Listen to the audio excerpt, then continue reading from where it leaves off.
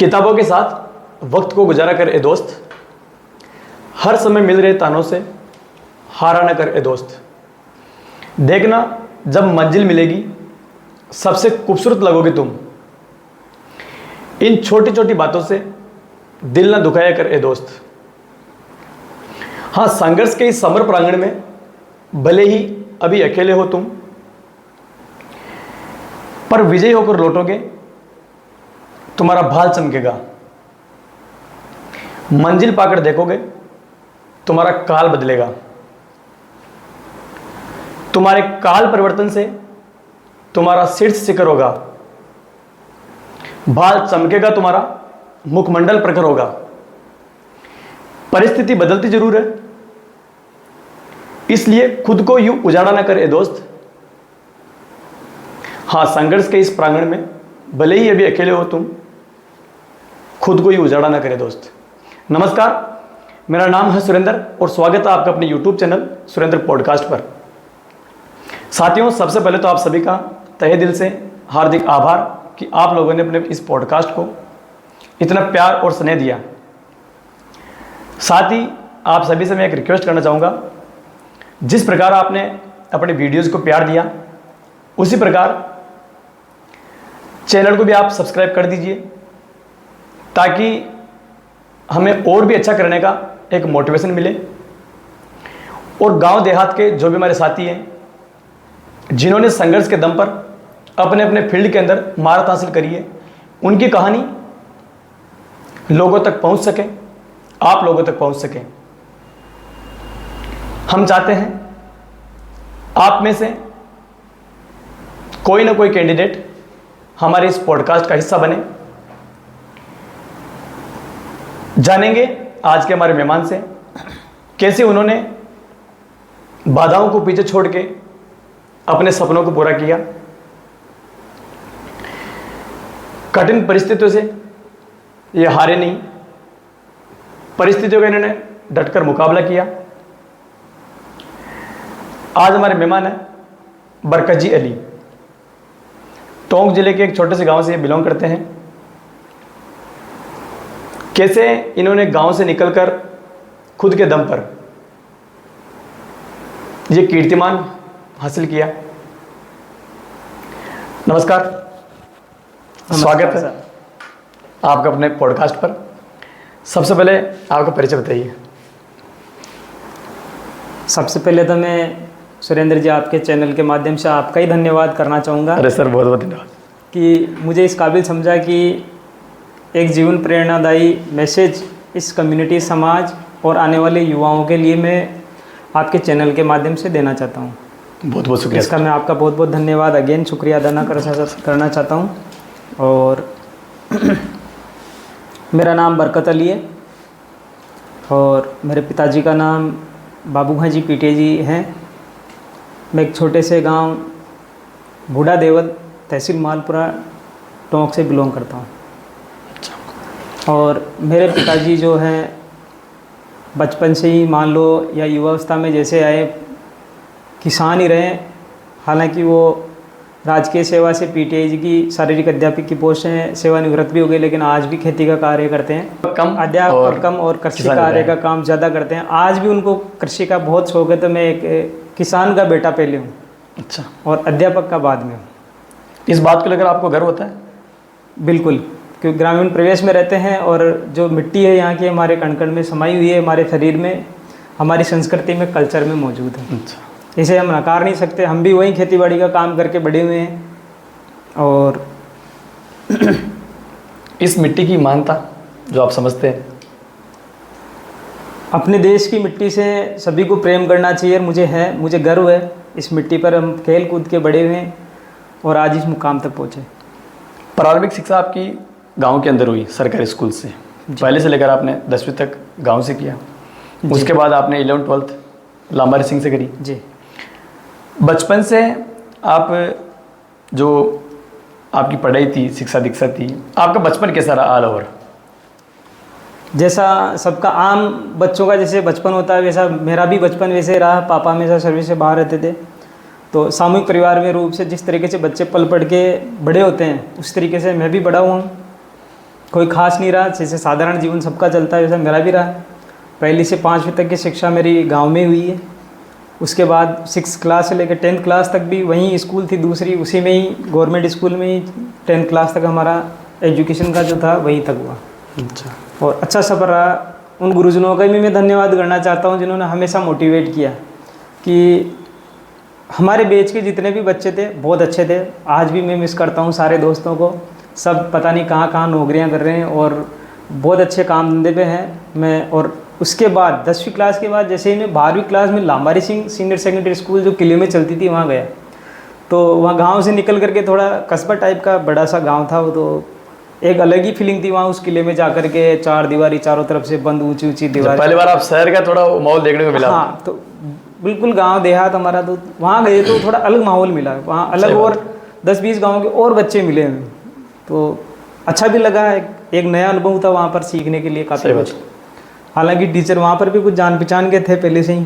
अच्छा, पिताजी की सब सब आसपास के ही टीचर्स, ग्रामीण परिवेश में सब आसपास के टीचर होते हैं मोस्ट, तो बाहर का कोई था नहीं वहाँ पर। और 12th तक की जो एजुकेशन हमने Lambari Singh government senior secondary school से हमने पास आउट की। अच्छा, उसके बाद ग्रेजुएशन के लिए 10th में आपके परसेंटेज कितने थे? थोड़ा 10th की बताइए एक बार। आप एवरेज थे कि क्या थे? 10th में एवरेज स्टूडेंट रहा 54%। पहले ये सोचते थे कि पास होने के लिए मार्क्स आने बहुत बड़ी बात होती थी, तो उस टाइम में 54% एक सेटिस्फाइड रिजल्ट था मेरा। भाई हाँ चलो ठीक है, 54% से पास हो गए, आगे अपने पास स्कोप है। 12th में क्या सब्जेक्ट था आपके? 12th में सर मेरे आर्ट्स ही था। 11th में हालांकि मैंने साइंस ली थी पढ़ने के लिए, लेकिन काम का बोझ इतना ज़्यादा प्रेशर डाला घर वालों ने कि साइंस को छोड़ना पड़ा। 3 महीने बाद में मेरे को आर्ट्स लेनी पड़ी। अच्छा, काम की वजह से? काम की वजह से। बाकी आपका इंटरेस्ट था? इंटरेस्ट था साइंस में ही था सर। अच्छा, काम की वजह से? काम की वजह से छोड़ना पड़ा। पिताजी आपको पढ़ाई से ज़्यादा, जैसा कि उनका रुझान था खेती के प्रति, तो आपको मोटिवेट करते थे खेती के लिए बजाय पढ़ने के। आमतौर पर ये उल्टा हुआ देखने को मिला। हाँ, इस बात को मैं ज़रूर कहना चाहूँगा आज आपके चैनल के माध्यम से कि हर माता पिता को अपने बच्चों के लिए भी सोचना चाहिए कि उनको काम से ज़्यादा उनकी ज़िंदगी बनाने के लिए इल्म और एजुकेशन बहुत ज़रूरी है। उसके बिना कुछ भी नहीं है। लेकिन बच्चों को भी सोचना चाहिए कि वो माँ बाप के जो भी काम हो, घर के हो, चाहे खेती बाड़ी के हो, चाहे पशु से संबंधित कोई काम हो, सहयोग करना चाहिए। उनमें भी सहयोग करना चाहिए, जो हम लोगों ने किया उस टाइम में। पिताजी का भरपूर आपने सहयोग किया। 12th आपने लांबारी सिंह से करी। 12th के क्या परसेंटेज थे आपके?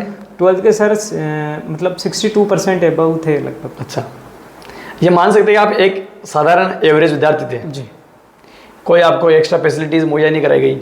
जी बिल्कुल। साइकिलों से ही जाते थे। 8-10 किलोमीटर पड़ता है लांबारी सिंह देउल से। तो अच्छा, डेली अप डाउन करते थे आप? डेली अप डाउन करते थे, साइकिल से जाते, साइकिल से आते। कितने किलोमीटर पड़ता है आपके यहाँ से? मेरे गांव से लगभग 8 किलोमीटर है। 8 किलोमीटर ना? कभी ऐसा भी हुआ कि पैदल भी जाना पड़ा आपको? हाँ, कभी साइकिल वगैरह पंचर हो जाती है, सुबह तक किसी के साथ लिफ्ट लेके चले जाते हैं, या फिर पैदल कभी जल्दी छूट जाती है हमारी क्लासें तो पैदल भी हम आ जाया करते थे। ऐसा कोई इशू नहीं है।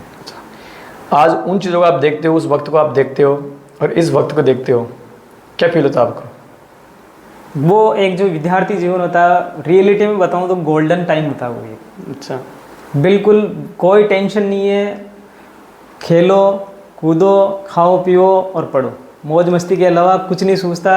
और इसके अलावा कोई करता भी नहीं है। मेरे को लगता नहीं कि ऐसे कोई कि स्पेशली पढ़ाई कर रहा हो और 24 घंटे पढ़ाई में दे रहा हो। बस वही जीवन था, एक आनंदमय। एक चीज़ आप याद करते हैं क्या बचपन में? जैसे सभी आमतौर पे याद करते हैं कि बड़ा होकर मैं फला फला ये करूँगा, वो काम करूँगा, वहाँ घूमने जाऊँगा। बचपन अच्छा था कि आज का जो आपका जीवन है ये अच्छा है?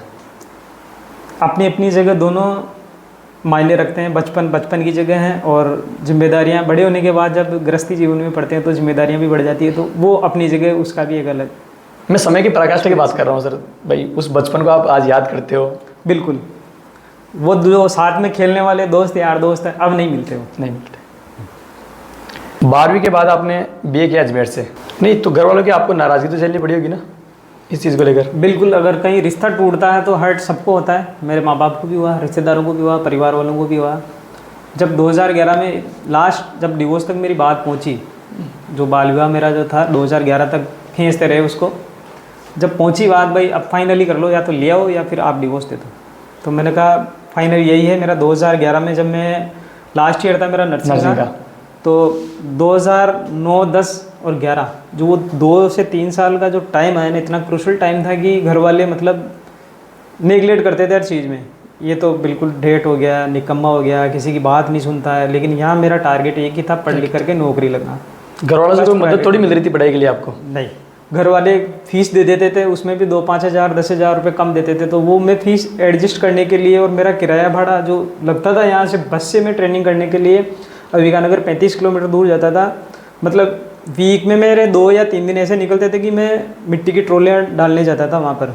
अच्छा। दोस्तों के साथ मान लो, या फिर कोई रिश्तेदार किसी का ट्रैक्टर होता तो मैं मिट्टी की ट्रॉलियाँ डाल। कितना कुछ मिलता था आपको उस टाइम पे? उस टाइम में एक ट्रॉली पे हमें 20 रुपये मिलते थे एक जने को। ऐसे करके 100 रुपये में मिलती थी। तो हम 3-4 दोस्त मिलके अच्छा। हम मिट्टी की ट्रॉलियाँ डालते। और ये रेगुलर करता था काम आप? ये डेली रूटीन में आ गया था हमारे। अच्छा। कि दिन में वहाँ पढ़ने जाना है, वापसी में किराया बचाने के लिए उनियारा और लांबारी सिंह 2 तरीके से हमारे रास्ते हैं गाँव आने के। तो कभी कभार मैं पैदल भी आ जाता था लिफ्ट लेने के चक्कर में। भाई लिफ्ट मिल जाएगी तो अच्छी बात है, क्योंकि हमारे रूट में बसें भी नहीं चलती, रोड बीच की कोई साधन नहीं आने जाने का।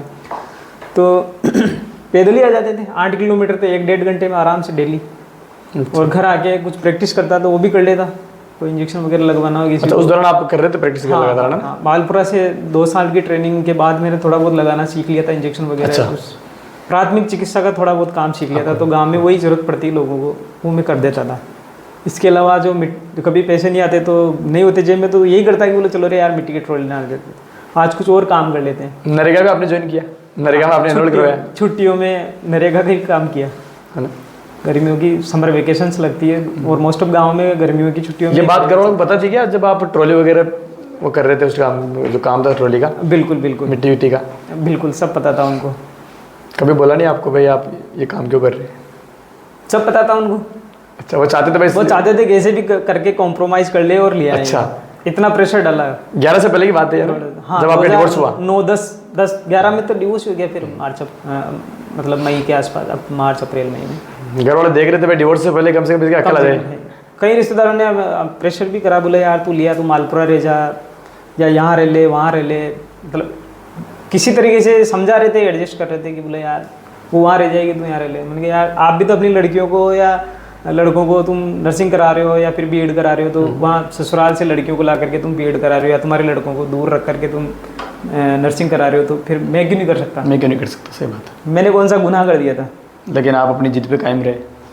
मैं मेरे भरोसे पे और मेरी जिद पे कायम था कि नहीं, मुझे कुछ कर गुजरना है और ज़रूर कामयाब होकर दिखाऊंगा ज़िंदगी में। नर्सिंग आपकी कंप्लीट हो गई मालपुरा से? हाँ, 2012 में। 12 उसके बाद आप जयपुर चले गए? फिर मैं जयपुर चला गया। हॉस्पिटल आपने ज्वाइन किया? हॉस्पिटल ज्वाइन किया सर।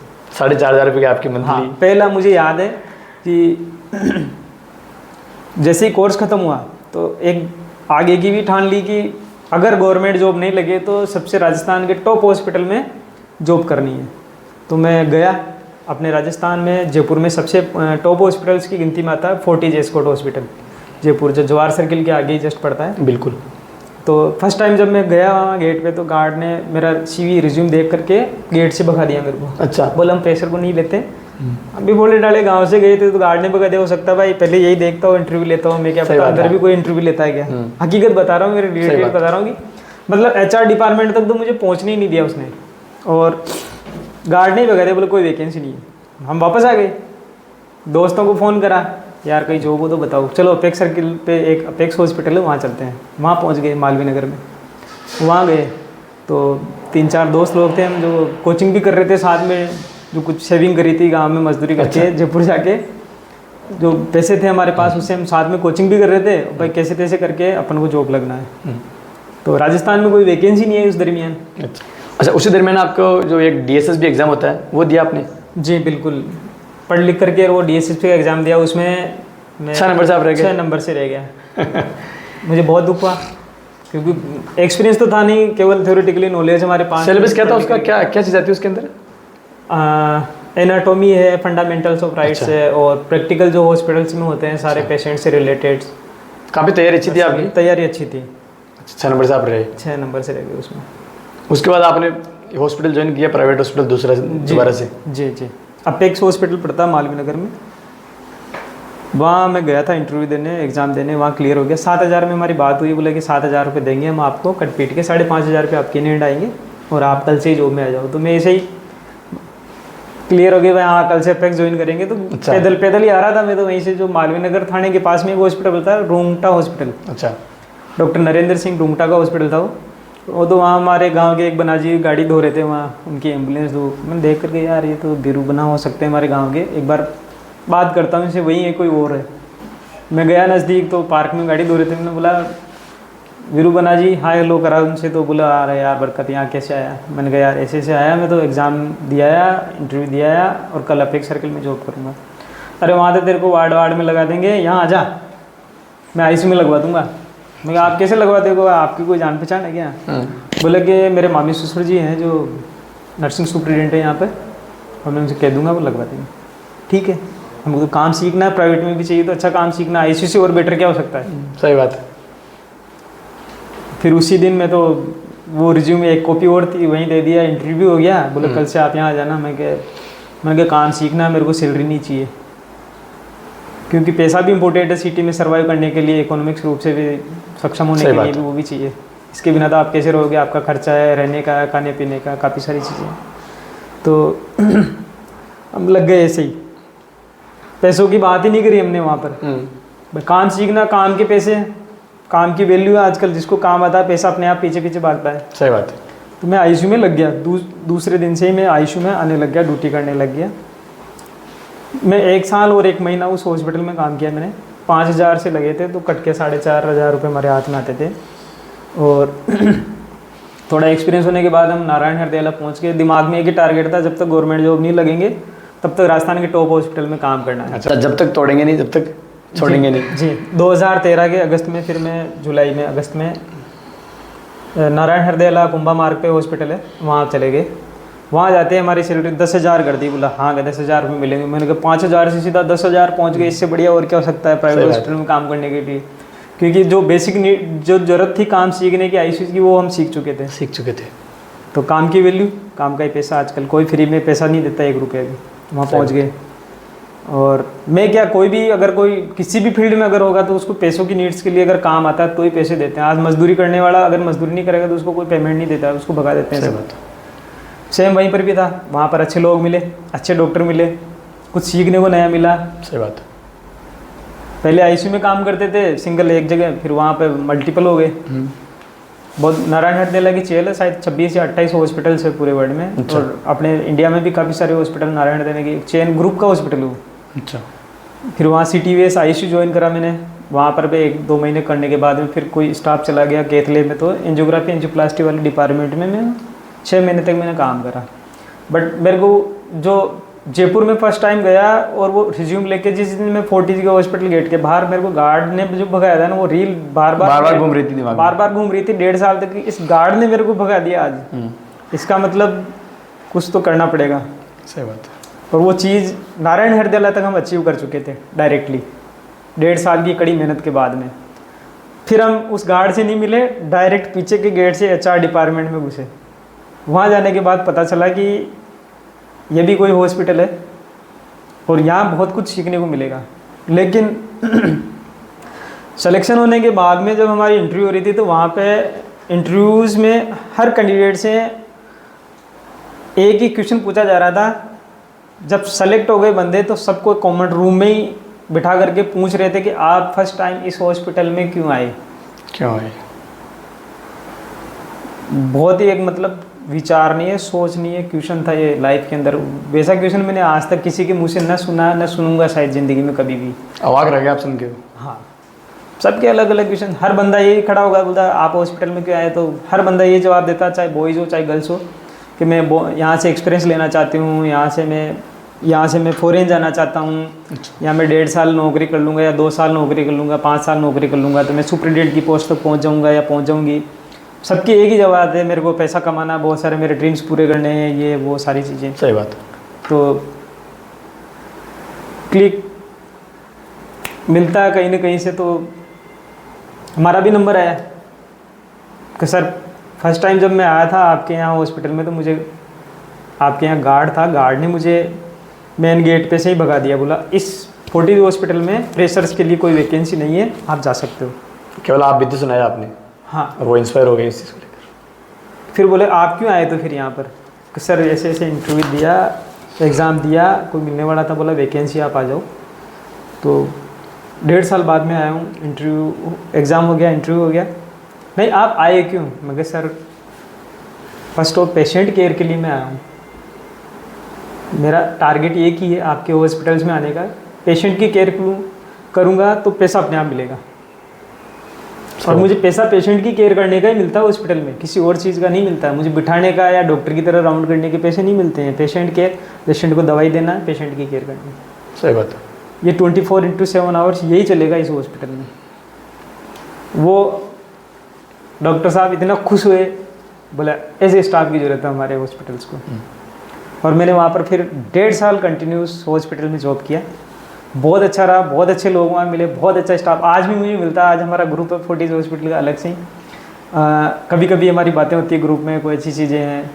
उसमें से 99% तक लोग गवर्नमेंट जॉब में जा चुके हैं। मेरे जो बैचमेट थे सारे जो ग्रुप में थे वहाँ पर, जहाँ मेरी ड्यूटी थी जिस डिपार्टमेंट में, 1 या 2 बंदे ऐसे बचे हैं जो मुश्किल से वो आज वहाँ पर सुपरिटेंडेंट या फिर सुपरवाइज़र के रूप में अभी भी काम कर रहे हैं, कोई ट्यूटर वगैरह का काम कर रहे हैं उसमें हॉस्पिटल में। HR डिपार्टमेंट में चले गए मोस्ट ऑफ। लगभग 18 महीने आपने फोर्टिस में जॉब किया जी। उसी दरमियान आपकी शादी हो गई जी। थोड़ी वो कहानी बताइए एक बार। जी 2014 में एंगेजमेंट हो गई थी मेरी सांगानेर जयपुर, और 2015 मार्च 21 मार्च को मेरी शादी हो गई थी। और 1 महीने बाद में जो मैंने 2013 में जो UTB की वैकेंसी निकली थी ऑल राजस्थान में 4200 पोस्ट निकली थी, 4200, उसमें सभी मेडिकल कॉलेज शामिल थे राजस्थान के। SMS है, जेलन है बीकानेर में, वो गंगा राव करके है, RNT मेडिकल कॉलेज उदयपुर है, कोटा वाला है, झालावाड़ वाला है, ऐसे करके जोधपुर वाला है MG। तो 4200 पोस्ट निकली, उसमें हर बंदा मेरिट में फाइट कर रहा था। जो एक कैंडिडेट एक ही जगह से मेरिट में सेलेक्ट होता, तो मेरा नंबर 1 महीने बाद शादी के उदयपुर आ गया। अच्छा। 21 अप्रैल 2015 को चले गए, 22 को ज्वाइन कर लिया हम लोगों ने। वो लोग भी आज यहीं आसपास, जो 2015 में मिले थे वो लोग आज 11 साल बाद में भी आसपास ही हैं। 10 साल 11 साल बाद में कोई केकड़ी पोस्टेड है, कोई जेलन में है, कोई आसपास PSC CSC पे है, बहुत सारे हैं। खुशी होती है उनको देख, खुशी होती है उनसे देख करके, याद करते हैं वजह तो बोला हाँ RNT मेडिकल कॉलेज में कहीं मिले थे, बहुत अच्छे दोस्त हैं। जयपुर आप जॉब कर रहे थे फोर्टिस में, फोर्टिस से पहले आपने 2 हॉस्पिटलों में जॉब किया, उस दरमियान आप रूम लेके रहते थे या? जी, मेरी सिस्टर रहती थी वहाँ पर, काफ़ी टाइम तक तो मैं उनके साथ ही रहा। जब फिर मेरे ड्यूटी से थोड़ा आने जाने का थोड़ा रूटीन चेंज हुआ, तो 6 महीने 8 महीने के लिए मुझे हॉस्पिटल के पास रूम लेके रहना पड़ा। अच्छा। दोस्त के साथ रूम लेके शेयरिंग में रहना। खाना आप ही बनाते थे? जी, खाना हम लोग ही बनाते थे रूम पे। आज बनाते हैं आप खाना? जी नहीं। क्यों नहीं बनाते खाना? अब मम्मी है घर पे, वाइफ है, छोटे भाई की वाइफ भी है जो वो बनाती है। संयुक्त फैमिली आपकी है? जी, कभी कभी स्पेशली बनाना होता है तो मैं खुद बना देता हूँ, ऐसा कोई इशू नहीं है। मेहमान गेस्ट वगैरह आते हैं, बोला अच्छा बनाना हो तो आप बना दो, क्योंकि मैं शेफ भी हूँ। अच्छा, कोई फेवरेट डिश आपकी? जी, मेरे फेवरेट डिश में है दाल मखनी चावल। अच्छा। आज भी मैं बड़े दाल मखनी चावल बनते हैं घर पे खाता हूँ। खुद बनाते हैं आप? खुद बनाता हूँ। अच्छा। रूम लेके रहते थे आप, खाना सेल्फ बनाते थे, पढ़ाई कितने घंटे करते थे उस दौरान आप? मैं हॉस्पिटल में जॉब के दौरान भी मैं 4 से 5 घंटे रोज़ डेली पढ़ता था ड्यूटी से आने के बाद। क्या टारगेट सेट किया था आपने? कि गवर्नमेंट जॉब पकड़ना मेन पहला टारगेट यही था, लेकिन अफसोस यही रहा कि 2010-11 के बाद में वैकेंसी नहीं आई। 2013 में वो भी 14 में पूरी नहीं हुई, 15 में भी पूरी नहीं। फिर UTB की जो 2013 में कुछ वैकेंसी ली थी वो 15 में जाके पूरी हुई, तो उनमें हमारा मेरिट में आ गया था। जो यार दोस्त के साथ में RNT मेडिकल कॉलेज उदयपुर 2015 22 अप्रैल को मैंने ज्वाइन कर लिया। ठीक है। उसके बाद आपने वहाँ 2 साल जो भी किया आपने वहाँ पर? हाँ। फिर अजमेर आ गया आप? 2 साल नहीं सर, वो लगभग 4 महीने का टाइम था। वही लिस्ट फिर यहाँ अच्छा। जेलन मेडिकल कॉलेज अजमेर में भी और निकली। अच्छा। जैसे जैसे कैंडिडेट अपने अपने एरिया के मेडिकल कॉलेज में जाते रहे, वैसे वैसे सीटें खाली होती रही। तो अजमेर से भी खाली हो गई सीटें, हम फिर लिस्ट आउट हुई तो यहाँ अजमेर जेलन मेडिकल कॉलेज में जुलाई में मैंने यहाँ ज्वाइन कर लिया 2015 में। अच्छा। क्योंकि मेरे गाँव से नज़दीकी मेडिकल कॉलेज अजमेर ही था। 18 के अंदर वैकेंसी आती है फिर आपकी नर्सिंग की? जी। ठीक। उसका प्रोसीजर जो भी है वो 20 में कंप्लीट होता है? जी। ठीक है ना? उस दौरान कोरोना आ गया था। जी जी। तो वो कहानी बताइए ना, एक बार सिलेक्ट हुए जी। जो भी है। जी, राजस्थान में 2018 में परमानेंट भर्ती आई, 16 में एक भर्ती और हो गई थी, लगभग 11,000 पोस्टों पे थी। अच्छा। जो 13 में वैकेंसी निकली थी परमानेंट की, गहलोत साहब की सरकार में निकली थी वो शायद, तो वो 2016 में पूरी हुई। उसमें फ्रेशर नहीं लेकर के जिनके पास एक्सपीरियंस था मोस्ट ऑफ उन्हीं बंदों का सिलेक्शन हुआ। 95% 96% तो उन्हीं बंदों का, हम फ्रेशर थे तो थोड़ा पोस्टें कम करने के कारण हम रह गए उसमें। वेरिफिकेशन तो हमने भी कराया था उसमें, एक उम्मीद थी भाई परमानेंट हो जाएंगे, लेकिन उसमें रह गए क्योंकि एक्सपीरियंस था नहीं हमारे पास में। फिर 2018 में फिर भर्ती आई, मतलब उम्मीद बन गई हाँ गया फिर। सही बात। तो फिर 2018-19 में शायद 18 में लास्ट में बीजेपी की गवर्नमेंट निकाल के गई थी वैकेंसी मेरिट बेस पे। तो फिर ये 2020 में जब कोरोना आया तब हाहाकार मचा पूरे राजस्थान में कि डॉक्टरों ने हाथ खड़े कर दिए। डॉक्टर ने हाथ खड़े कर दिए। पैरामेडिकल स्टाफ में नर्सेज ही एक ऐसा कैंडिडेट था जो हर मरीज को देख रहा था। डॉक्टर्स भी इतनी दूर से जाकर के बात नहीं करना, दूर से ही उसका प्रेस्क्रिप्शन करना, सारी चीज़ें हैं जैसे हर हॉस्पिटल्स में होता है, वैसे सब जगह यही चल रहा था। तो नर्सेज के ऊपर पूरे हॉस्पिटल्स का दायित्व या जिम्मेदारियां जो थी उस टाइम कोरोना काल में, जैसे बाप बेटे को नहीं देख रहा, बेटे बाप को नहीं देख रहा, कोरोना ऐसी पता नहीं कौन सी बीमारी आई थी, सब पता नहीं कौन सा वायरस फैल गया इस पूरी दुनिया में लॉकडाउन लग गया। तो उस 2020 में जब मार्च में लॉकडाउन लगा तो मार्च से 1 अप्रैल, 1 महीने में पूरे इंडिया में हाहाकार मच गया। सारे हॉस्पिटल्स में लॉकडाउन, ट्रेनें बसें सब बंद, हमारा भी आना जाना बंद हो गया। अजमेर ही थे मेडिकल कॉलेज एलन में, तो वहीं पास में रूम लेके रहते थे। घर वाले बोले लॉकडाउन लग गया, आप लोग घर आ जाओ कैसे तैसे करके। मैंने कहा आगे भी क्या करेंगे, नौकरी तो करनी है। हमारा तो फील्ड ही ऐसा है, पुलिस वालों का और मेडिकल लाइन वालों का तो 24 घंटे की ड्यूटी रहती है। सही बात है। अल्टरनेटिव तो पॉसिबल था ही नहीं। और जिस फील्ड में घुस गए उसी प्रोफेशन में अगर हम छोड़ करके बाहर चले जाएंगे तो शायद सबसे बड़ी कायरता मैं मानता हूँ कि यही होगी। एक जवान देश का बॉर्डर पे देश की रक्षा करता है, सेवा करता है, एक मेडिकल फील्ड में जो है रह करके और मरीजों की सेवा करता है। वो बाहर से देश की रक्षा करते थे, बाहर देश से के अंदर रह के हम देश के अंदर रह करके लोगों की सेवा इस तरीके से कर सकते हैं। तो वो रियलिटी में जब लॉकडाउन लगा ना तब पता चला कि हाँ वास्तव में असली सेवा यही है। आपके सामने लोग दम तोड़ रहे थे, लोग तड़प तड़प के मर रहे थे। आंखों से देखा है, लोगों के पास ऑक्सीजन की कमी थी खतरनाक वाली। कोरोना की वजह से लोग दम तोड़ रहे थे, न घर वाला रिश्तेदार कोई भी नहीं, किसी को संभाल नहीं रहा था वहाँ पर। आपको लगा कि मेरे को निरंतर सेवा करनी है इनकी? बिल्कुल, एक उम्मीद थी कोई बात नहीं है, मरेंगे तो मर जाएंगे, ज़िंदगी मौत सब ऊपर वाले के हाथ में। तो यही सोच करके हम लोग वहीं रुक गए, मतलब अब तो यहीं रहेंगे हम। आप चपेट में आए कोरोना की में? जी, 2020 में मेरे फादर का रिटायरमेंट था, उसके बाद में मैं वापस अजमेर गया। तो ड्यूटी के दौरान मरीजों की सेवा करते हुए मैं कोरोना पॉजिटिव भी हुआ और 15 दिन का लॉकडाउन 15 दिन का क्वारंटाइन होने के बाद में फिर वापस मैंने वही ज्वाइन कर लिया। कंटिन्यू निरंतर सेवाएं कोरोना के अंदर हॉस्पिटल में हम देते रहे।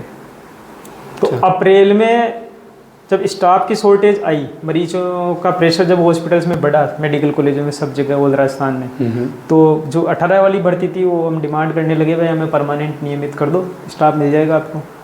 तो 6000 की लगभग वैकेंसी आई, उसमें हम नियमित हो गए अप्रैल में। लेकिन फिर भी एक खेल देखो वहाँ पर, गवर्नमेंट ने जो परमानेंट जो रेगुलर स्टाफ यूटीबी में लगे हुए थे या प्लेसमेंट एजेंसी एनआरएचएम यूटीबी में इनमें उनको रोक दिया गया, कोरोना का हवाला देता गया कि बोला कि इनको पेंडेमिक महामारी 2019 के तहत देखते हुए इनके ज्वाइनिंग रोकी जाए और जो प्रेशर बंदे थे उनको ज्वाइनिंग दी जाए। हम फिर टेंशन में आ गए, बोले ये क्या दिक्कत होगी, तो प्रेशर को तो ले रहे हो और जो पहले से काम कर रहा है यूटीबी में सभी एनएचएम में तो उनको क्यों रोका जा रहा है, जबकि वो तो वहीं की वहीं है। ये क्रम अप्रैल मई जून जुलाई अगस्त तक चलता रहा, 4-5 महीने। फर्स्ट लॉकडाउन जब खुला, वापस थोड़ी स्थिति बहाल हुई तो कुछ लोग नेता वगैरह हमारे नर्सेज के थे, जयपुर गए भर्ती के सिलसिले में, उन्होंने बात करी, बोले कि आपकी जो सेवाएं हैं वो तारीफ़ काबिल है, हम आपको यथावत वहीं परमानेंट कर देंगे। और उन्होंने अगस्त में 2020 में वहीं पर ही परमानेंट कर दिया सबको, जो जिस मेडिकल कॉलेज में था, जिस अस्पताल में था संविदा पे, उसको वहीं पर भी एक ऑर्डर निकाल करके वहीं पे नियमित कर दिया सबको। इस तरीके से ये संघर्षशील कहानी जो एजुकेशन की शुरू हुई थी उस मुकाम तक पहुंची। इसके लिए मैं धन्यवाद देना चाहता हूँ उस सुपर नेचर जो पावर है, जो दिखता नहीं है, मानते हैं उसको लोग खुदा बोलते हैं, अल्लाह बोलते हैं, ज़रूर है। पता कैसे लगा आपको उस दौरान, मतलब ज्वाइनिंग हुई आपकी किस माध्यम से पता लगा आपको, घर वालों को कैसे आपने तला किया इस चीज़ को लेकर? एक ही माध्यम है आज के ज़माने में, मोबाइल से ही सबके कनेक्टिविटी है। घर वालों को जैसे ही लिस्ट आई फाइनली हमने बोला, तो घर वालों में खुशी की बात बोली। बोला कि चलो अब जो इतने दिनों की मेहनत थी, इतने दिनों का अनुभव था, एक्सपीरियंस, नाराजगी दूर हो गई पिताजी की? बिल्कुल। जॉब लगने के बाद पिताजी बहुत खुश हुए। परमानेंट होने के बाद चलो एक की टेंशन ख़त्म हुई। कम से कम पढ़ लिख करके एक जो कामयाबी थी, इसने जो जिद कर रखी थी एक जॉब लगने की, वो पूरी कर ली आज। तैयारी से पहले, नौकरी लगने से पहले किसी का कॉल आता था आपके पास मदद के लिए, भाई कुछ चाहिए तो मुझे बताना, ऐसे किसी का कॉल आया किसी का? जी नहीं, एजुकेशन से लेकर के और नौकरी लगने तक ऐसे किसी का कॉल नहीं आता था कि मेरे को मतलब मैं हेल्प कर दूंगा आपकी, ऐसा कोई कॉल नहीं आता था। लेकिन जॉब लगने के बाद अब ज़रूर कॉल आते हैं लोगों के, भाई मेरी हेल्प कर दो। क्या फील करते हो आप उस दौर से और इस दौर को कंपेयर करें तो?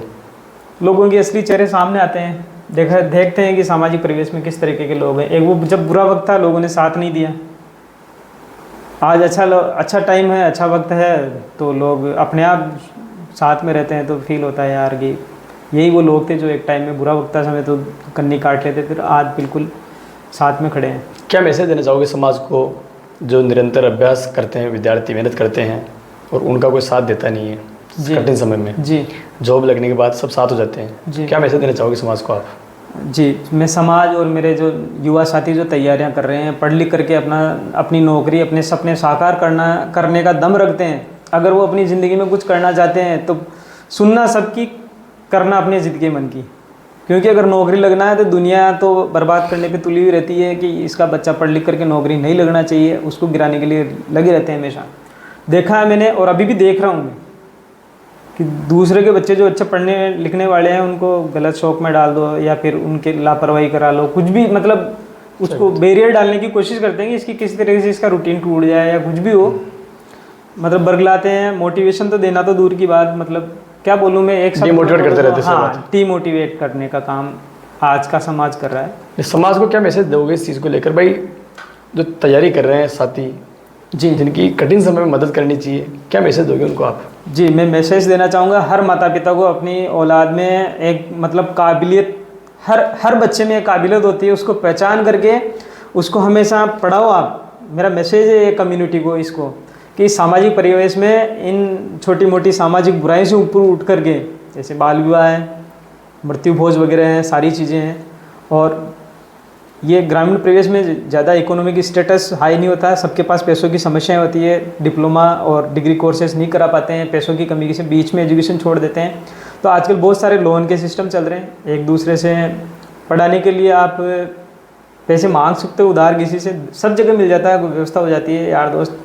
और वो कभी भी निराश नहीं हो ज़िंदगी में, हमेशा आगे बढ़ते हुए रहना चाहिए। मैं ये मानता हूँ कि मतलब अगर टारगेट फिक्स कर लिया किसी ने ज़िंदगी में अचीव करने के लिए, तो उसके लिए पूरी जी और जान मेहनत पूरी लगानी पड़ेगी। इसमें कोई बहाना एक्सक्यूज़ नहीं होगा। अगर बहाना एक्सक्यूज़ लगा लिया तो वो सक्सेस नहीं हो पाएगा ज़िंदगी में कभी भी, क्योंकि फुल स्टॉप लग गया ना, मतलब आपने मेहनत करना छोड़ दिया। ये है। एक्स्ट्रा किसी का सपोर्ट रहा आपके जीवन में, भाई किसी ने आपको, होता है ना कि पीछे से घर वालों के पीछे से आपको सपोर्ट किया हो?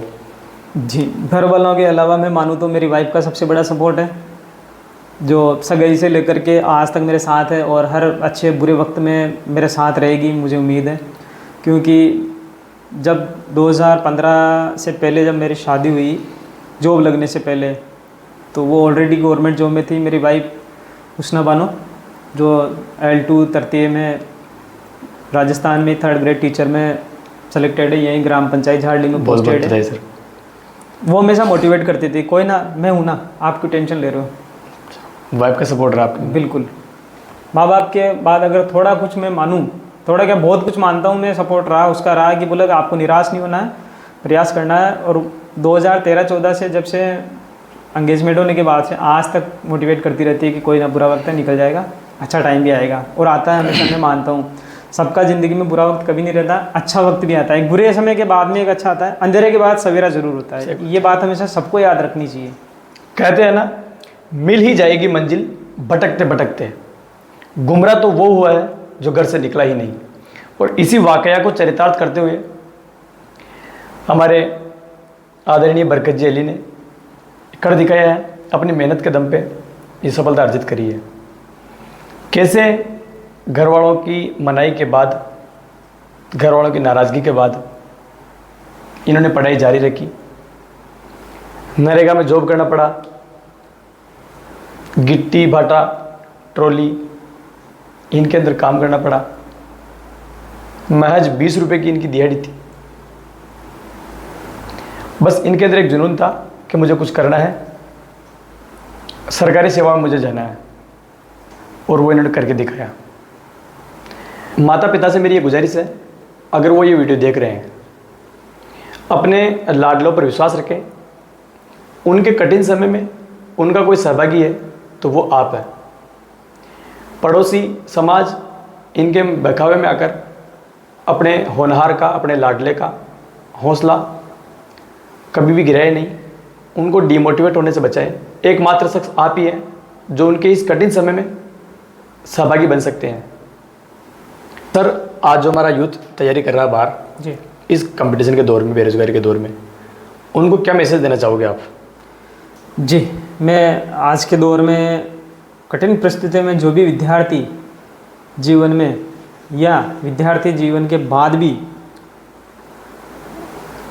इस परिस्थिति में जो तैयारी कर रहा है, नौकरी लगने के लिए प्रयासरत है, उसको मैं मैसेज देना चाहूँगा कि उस दिन और रात एक कर दो लक्ष्य को पाने के लिए।